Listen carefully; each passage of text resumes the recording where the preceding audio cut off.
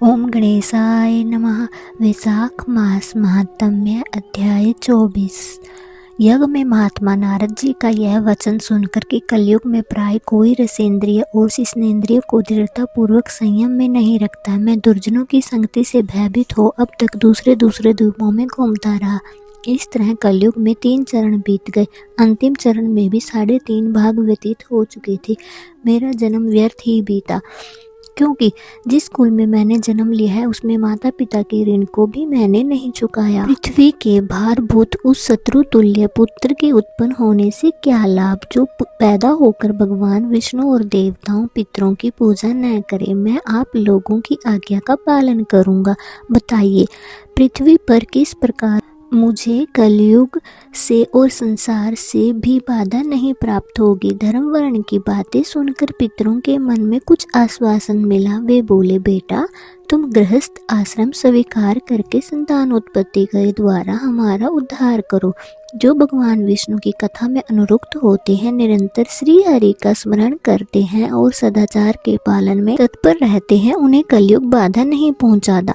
मानद जिसके घर में शालिग्राम शिला अथवा महाभारत की पुस्तक हो, उसे भी कलयुग बाधा नहीं दे सकता। जो वैशाख मास के धर्मों का पालन करता है, माघ स्नान में तत्पर होता है, कार्तिक में दीप दान देता है, उसे भी कलिकाल की बाधा नहीं होती। जो प्रतिदिन महात्मा भगवान विष्णु की पापनाशक एवं मोक्षदायिनी दिव्य कथा सुनता है, जिसके घर में बलि वैष्णवदेव होता है, शुभ कारिणी तुलसी स्थित होती है तथा जिसके आंगन में उत्तम गौ रहती है, उसे भी कलयुग बाधा नहीं देता। अंत इस पापात्मक युग में भी तुम्हें कोई भय नहीं है। बेटा शीघ्र पृथ्वी पर जाओ। इस समय वैशाख मास चल रहा है। यह सबका उपकार करने वाला मास है। सूर्य की मेष राशि में स्थित होने पर 30 तिथियां पुण्यदायिनी मानी जाती हैं। एक तिथि में किया हुआ पुण्य कोटि कोटि गुना अधिक होता है। उसमें भी जो वैशाख की अमावस्या तिथि है, वह मनुष्य को मोक्ष देने वाली है, देवताओं और पितरों को भी बहुत प्रिय है, शीघ्र ही मोक्ष की प्राप्ति कराने वाली है। जो उस दिन पितरों के उद्देश्य से श्राद्ध करते हैं और जल से भरा हुआ घड़ा एवं पिंड देते हैं, उन्हें अक्षय फल की प्राप्ति होती है। अंत महात्म्य, तुम शीघ्र जाओ और जब अमावस्या हो तब कुंभ सहित श्राद्ध एवं पिंड दान करो। सबका उपकार करने के लिए गृहस्थ धर्म का आश्रय लो। धर्म अर्थ काम से संतुष्ट हो, उत्तम संतान पाकर फिर मनोवृत्ति से रहते हुए सुखपूर्वक दीपांतरों में विचरण करो। पितरों के इस प्रकार आदेश देने पर धर्म वर्ण मुनि शीघ्रता पूर्वक भूलोक में गए। वहां मेष राशि में सूर्य के स्थित रहते हुए वैशाख मास में प्रातः काल स्नान करके देवताओं ऋषियों तथा पितरों का तर्पण किया। फिर कुंभदान सहित पाप विनाशक श्राद्ध करके उसके द्वारा पितरों की पुनरावृत्ति रहित मुक्ति प्रदान की। तत्पश्चात उन्होंने समय विवाह करके उत्तम संतान को जन्म दिया। लोक में उस पाप नाश ने अमावस्या तिथि को प्रसिद्ध किया। इसके बाद वे भक्ति पूर्वक भगवान की आराधना करने के लिए हर्ष के साथ गंधमाधव पर्वत पर चले गए। इसलिए वैशाख मास की यह अमावस्या तिथि परम पवित्र मानी गई है। श्रुतदेव जी कहते हैं, जो मनुष्य अक्षय तृतीया को सूर्योदय काल में प्रातः स्नान करते हैं और भगवान विष्णु की पूजा करके तथा कथा सुनते हैं, वे मोक्ष के भागी होते हैं। जो उस दिन श्री मधुसूदन की प्रसन्नता के लिए दान करते हैं, उनका पुण्य क्रम भगवान की आज्ञा से अक्षय फल देता है। वैशाख मास की पवित्र तिथियों में शुक्ल पक्ष की द्वादशी समस्त पाप राशियों का विनाश करने वाली है। शुक्ल पक्ष की द्वादशी को प्राय योग पात्र के लिए जो अन्न दिया जाता है, उसमें एक एक दाने में कोटि कोटि ब्राह्मण भोजन का पुण्य प्राप्त होता है। शुक्ल पक्ष की एकादशी तिथि में जो भगवान विष्णु की प्रसन्नता के लिए जागरण करता है, वह जीवन मुक्त हो जाता है। जो वैशाख मास की द्वादशी तिथि को तुलसी के कोमल दलों से भगवान विष्णु की पूजा करता है, वह समूचे कुल का उद्धार करके वैकुंठ लोक का अधिपति होता है। जो मनुष्य त्रयोदशी तिथि को दूध दही शक्कर घी शुद्ध मधु इन 5 द्रव्य से भगवान विष्णु की प्रसन्नता के लिए उसकी पूजा करता है और जो पंचामृत से भक्ति पूर्वक श्री हरि को स्नान करवाता है, वह संपूर्ण कुल का उद्धार करके भगवान विष्णु के लोक में प्रतिष्ठित होता है। जो सायंकाल में भगवान विष्णु की प्रसन्नता के लिए शरबत देता है वह अपने पुराने पाप को शीघ्र ही त्याग देता है। वैशाख शुक्ल द्वादशी में मनुष्य जो कुछ पुण्य करता है वह अक्षय फल देने वाला होता है। जो फल गंगा पर ग्रहण के समय सहस्त्र गोदान करने से मिलता है वही वैशाख मास में द्वादशी के दिन योग्य ब्राह्मण को अर्पण करने से होता है। जो शुक्ल पक्ष की द्वादशी के दिन एक चुटकी अन्न भी सुपात्र ब्राह्मण को देता है उसे कोटि ब्राह्मणों को भोजन करवाने का फल मिलता है। जो मधु सहित तिल के पात्र का दान द्वादशी के दिन करता है वह संपूर्ण बंधनों से छूट विष्णु लोक को चला जाता है। शुक्ल पक्ष की एकादशी के दिन जो रात्रि जागरण करता है वह जीते ही मुक्ति को प्राप्त हो जाता है और उससे सब देवता प्रसन्न हो जाते हैं। इस विषय में एक प्राचीन इतिहास बताता हूँ, ध्यान से सुनो। प्राचीन काल में कश्मीर देश में देवव्रत नामक एक ब्राह्मण थे। उनके सुंदर रूप वाली एक कन्या थी जो मालिनी के नाम से प्रसिद्ध थी। ब्राह्मण ने उस कन्या का विवाह सत्यशील नामक बुद्धिमान द्विज के साथ कर दिया। मालिनी कुमार्ग पर चलने वाले पर पुरुषों से गुप्त संबंध रखने वाली व्यभिचारिणी होकर स्वच्छंदता पूर्वक इधर उधर रहने लगी। वह केवल अपनी इच्छाओं को पूरा करने के लिए, अपने सुख के लिए और आभूषण धारण करने के लिए ही पति का जीवन चाहती थी। वो अपने पति की शुभ चिंतक नहीं थी। उसके घर में कामकाज करने के बहाने उपपति रहता था। सभी जाति के मनुष्य शरणागत के रूप में उसके यहाँ ठहरते थे। वह कभी पति की आज्ञा का पालन नहीं करती थी। इसी दोष से उसके सब अंगों में कीड़े पड़ गए जो काल, अनंतक और यम की भांति उसकी हड्डियों को भी छेद डालते थे। उन कीड़ों में उसकी नाक, जिह्वा और कान कट गए। उसके स्तन तथा उंगलियां गल गई। उसमें लंगड़ापन भी आ गया। इन सब क्लेशों से मृत्यु को प्राप्त होकर वह नरक की यातनाएं भोगने लगी। 1,50,000 वर्षों तक वह तांबे के भंडार में रखकर जलाई गई।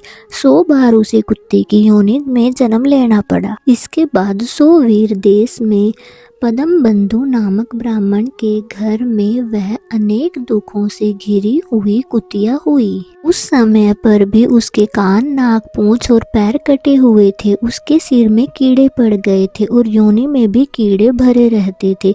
राजन, इस प्रकार 30 वर्ष बीत गए। एक दिन वैशाख मास की शुक्ल पक्ष की द्वादशी तिथि को पद्म बंधु का पुत्र नदी में स्नान करके पवित्र हो भीगे वस्त्रों से घर आया। उसने तुलसी की वेदी के पास जाकर अपने पैर धोए। देव योग से वह कुतिया वेदी के नीचे सोई हुई थी। सूर्योदय से पहले का समय था। ब्राह्मण कुमार के चरणों तक से वह नहाई गई और तत्काल के सारे पाप नष्ट हो गए। फिर तो उसी क्षण उसे अपने पूर्व जन्म का स्मरण हो आया। पहले के कर्मों की याद आने से वह कुतिया तपस्वी के पास जाकर दीनता पूर्वक पुकारने लगी, हे मुने, आप हमारी रक्षा करें।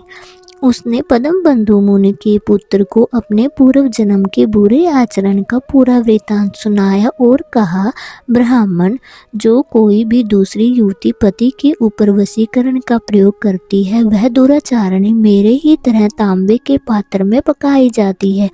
पति स्वामी है, पति गुरु है, पति उत्तम देवता है। साध्वी स्त्री उस पति का अपराध करके कैसे सुख पा सकती है? पति का अपराध करने वाली स्त्री सैकड़ों बार पशु पक्षियों की योनि में और अरबों बार कीड़ों की योनि में जन्म लेती हैं। इसलिए स्त्रियों को सदैव अपने पति की आज्ञा का पालन करना चाहिए। ब्राह्मण, आज मैं आपके सम्मुख आई हूँ। यदि आप मेरा उद्धार नहीं करोगे तो मुझे पुनः इसी यातना पूर्वक घृणित योनि में आना पड़ेगा। हे विप्रवर, मुझ पापचारिणी को वैशाख शुक्ल पक्ष में अपना पुण्य प्रदान करके उबार लीजिए। आपने जो पुण्य की वृद्धि करने वाली द्वादशी की है उसमें स्नान, दान और अन्न भोजन कराने से जो पुण्य हुआ है उससे मुझे दुर्चारिणी को भी उद्धार हो जाएगा। हे महाभाग, हे दीन वत्सल, मुझ दुखिया के प्रति दया कीजिए। आपके स्वामी जगदीश्वर जनार्दन दीनों की रक्षक हैं। उनके भक्त भी उन्हीं के समान होते हैं। दीन वत्सल, मैं आपके दरवाजे पर रहने वाली कुतिया हूँ, मुझे दीनों के प्रति दया कीजिए, मेरा उद्धार कीजिए। उसका वचन सुनकर मुनि के पुत्र ने कहा, कुतिया, सब प्राणी अपने किए हुए कर्मों के ही फल भोगते हैं। जैसे सांप को दिया हुआ सकरा मिश्रित दूध केवल विष की वृद्धि करता है, उसी प्रकार पापी को दिया हुआ पुण्य उसके पाप में सहायक होता है। मुनि कुमार के ऐसा कहने पर कुतिया दुख में डूब गई और उसके पिता के पास जाकर रोते हुए बोली, पदम बंधु बाबा, मैं आपके दरवाजे की कुतिया हूँ, मैंने सदा तुम्हारी जूठन खाई है, मेरी रक्षा करो, मुझे बचाओ। गृहस्थ महात्मा के घर पर जो पालतू जीव रहते हैं उनका उद्धार करना चाहिए, यह वेद वेदाताओं का मत है। चंडाल, कौवे, कुत्ते ये प्रतिदिन गृहस्थ के दिए हुए टुकड़े खाते हैं, अंत उनकी दया के पात्र हैं। जो अपने ही पाले हुए रोग आदि से ग्रस्त और असमर्थ प्राणी का उद्धार नहीं करते, वह नरक में पड़ता है। वह विद्वान का मत है, दयालु होने के कारण आप मेरा उद्धार करें। दुख से आतुर हुई कुतिया की बात सुनकर घर में बैठे हुए मुनि के पुत्र तुरंत घर से बाहर निकले। उसमें पदम बंधु जी ने अपने पुत्र से पूछा, ये क्या वृतांत है? तब पुत्र ने सब बात कह सुनाई। उसे सुनकर पदम बंधु बोले, बेटा, तुमने कुतिया से ऐसा वचन क्यों कहा? साधु पुरुषों के मुख से ऐसी बातें नहीं निकलती। वत्स, देखो, सब लोग दूसरों का उपकार करने के लिए हमेशा तैयार रहते हैं। चंद्रमा, सूर्य, वायु, रात्रि, अग्नि, जल, चंदन, वृक्ष और साधु पुरुष सदा दूसरों की भलाई में लगे रहते हैं। दैत्यों को महाबली जानकर महर्षि दधीचि ने देवताओं का उपकार करने के लिए दयापूर्वक उनके अपने शरीर के ही हड्डियों का दान कर दिया था।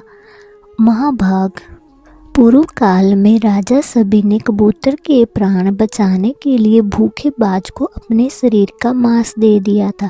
पहले इस पृथ्वी पर जीमूतवाहन नाम के राजा हो गए। उन्होंने एक सर्प के प्राण बचाने के लिए महात्मा गरुड़ को अपना जीवन समर्पित कर दिया। इसलिए विद्वान ब्राह्मण को दयालु होना चाहिए। क्या इंद्रदेव शुद्ध स्थान में ही वर्षा करते हैं, अशुद्ध स्थान में जल नहीं बरसाते? क्या चंद्रमा चंडालों के घर में प्रकाश नहीं करते? अंत बार बार प्रार्थना करने वाली इस कुतिया का मैं अपने पुण्य से उद्धार करूंगा। इस प्रकार कहकर पदम बंधु ने संकल्प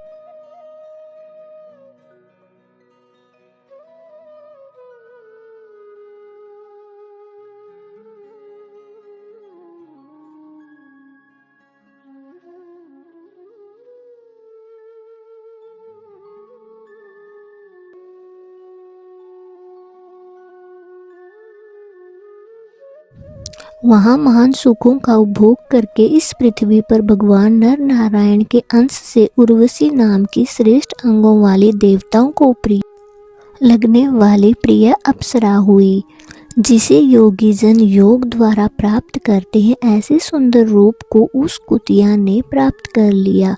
तत्पश्चात पदम बंधु ने भगवान की प्यारी पुण्य बढ़ाने वाली इस तिथि को संसार में प्रसिद्ध किया।